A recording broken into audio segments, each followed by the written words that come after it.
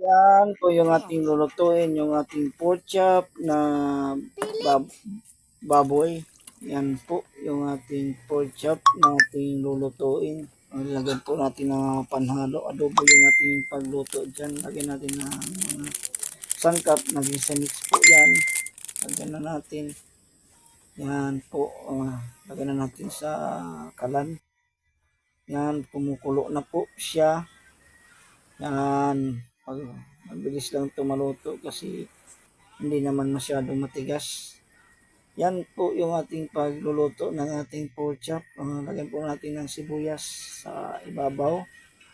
Yan po, lagyan natin ng ibang mga ingredients pa yan. Para yung paminta yata yan.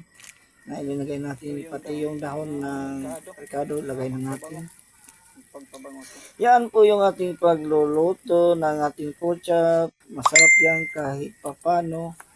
Kahit pang-pobre lang yan na kaluto. Ngunit masarap yan. Yan ang simple lang pagluluto dito sa aming probinsya.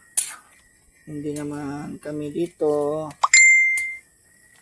Kasi minsan lang nakakabili ng ulam. Pero kahit mayroong pera tayo, bumibili din tayo ng mga masasarap na pagkain. Yan na po. Salamat sa inyong panonood. Mag-subscribe kayo sa ating YouTube channel. Maraming salamat sa inyong palaging pagsusubaybay at pag-like ng ating video. Yan po yung luto ng mga hindi mayaman. Pampobre lang yan kaluto natin. At umuusok na yung bango. Masarap na. Yan, pinako lang natin. Pinaanak yung ating sabaw para din kung ano yung dumuon sa loob ng mga sa ating pinuluto yung mga yung sarap pumasok din. Yan po yung ating pagluluto. Maraming salamat sa inyong lahat. Malapit na natin yan haunin kasi makuan na, maluluto na yan. Wala nang nakaloob na yung mga sabaw-sabaw yan. Mabilis lang kaluto. Thank you sa iyo panonood sa ating YouTube channel. Palagi lang kamo mag-like at mag-pindot yung ating bell. Mag-subscribe kayo.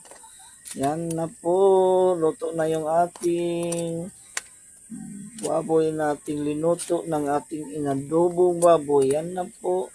Kain na po tayo. Yan yung ating simpleng pagluluto dito sa ating probinsya. Like ang follow sa ating YouTube channel. Maraming salamat po sa lahat.